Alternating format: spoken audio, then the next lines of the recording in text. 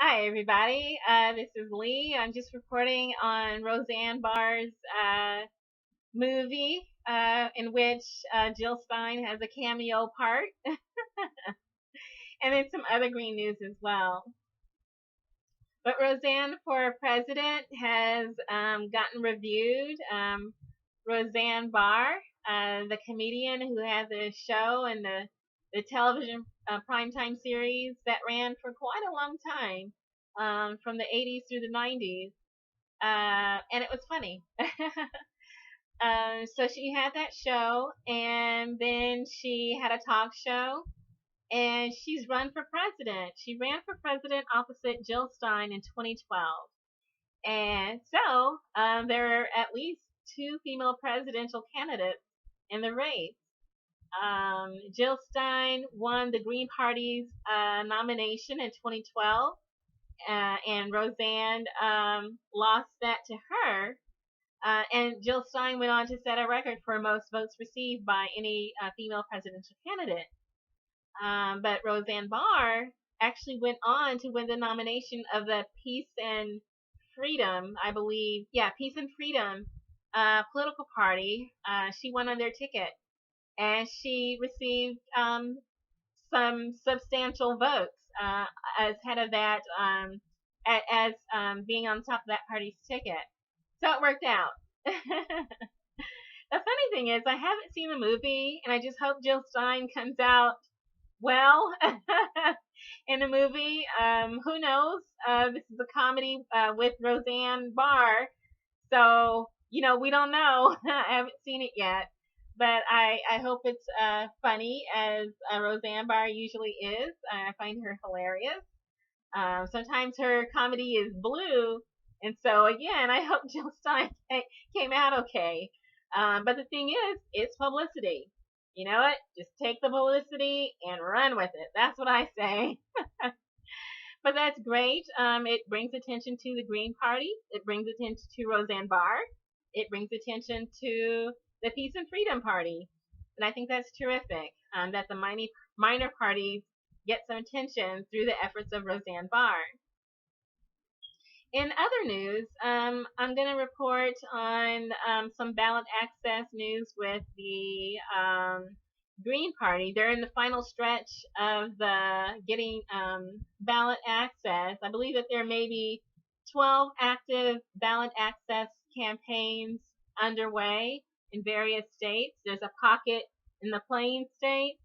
There's Kentucky and Virginia, and then there's some states in the and Tennessee, and then there's some states in the New England area.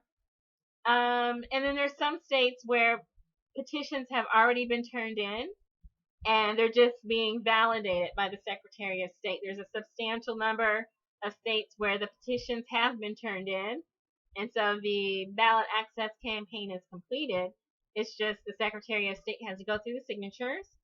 And then there is still a few states where they're actively campaigning and getting signatures, those that I just named. And then there's also some states where there's litigation. Nevada is one state. It looks like the Nevada Secretary of State has confirmed that the Green Party petition didn't have enough ballot signatures. The party submitted more signatures than needed. Usually Jill likes to double down on her signatures just to be on the safe side. In Nevada, there weren't sufficient ballot signatures as confirmed by the Secretary of State. And so it's possible that there may be further legal involvement with the state of Nevada. And then also in Oklahoma, I believe that there is litigation, and not just with the Green Party, also Rocky De La Fuente. I believe that he is with Jill Stein with a lawsuit involved with the state of Oklahoma on the high limit for being on the ballot for a third party candidate. And then in Tennessee, it looks like I mentioned Tennessee in a previous video, that Tennessee was kind of notoriously high I think the ballot access signature baseline is 30,000, 33,000. They need to get that many signatures. And then even just to have sufficient signatures to make sure that there is enough that are valid, you would have to double that to like 66,000 signatures in the state of Tennessee. And so, to my knowledge, I was just informed, and I haven't seen this anywhere else, but I have been informed that they are the Green Party is actually attempting to get Jill Stein listed on the Tennessee ballot as an independent, rather than trying to meet the baseline of 33,000 for the Green Party plus Jill Stein.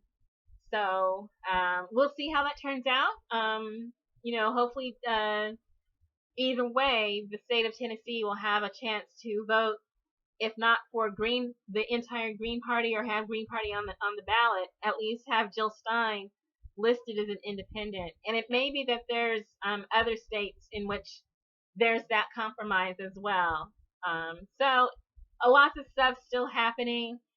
States are being flipped, and then states are being compromised, either as a write-in for Jill Stein or voting for Jill Stein as an independent. So, and then other states, Green is actually on the ballot. So lots of stuff is going on in terms of ballot access. It's changing every day. You can check on Jill Stein's ballot access page. You can check the Green Party ballot access page. You can check on Wikipedia under the Green Party. You can check on Ballot Access News. You can check on Ballotopedia. There's information out there. It's just so much is changing rapidly every day. Sometimes it's hard to keep track, but every day there's something going on, and usually it's good news. And so hopefully we'll get some more good news soon from the ballot access campaign for the Green Party.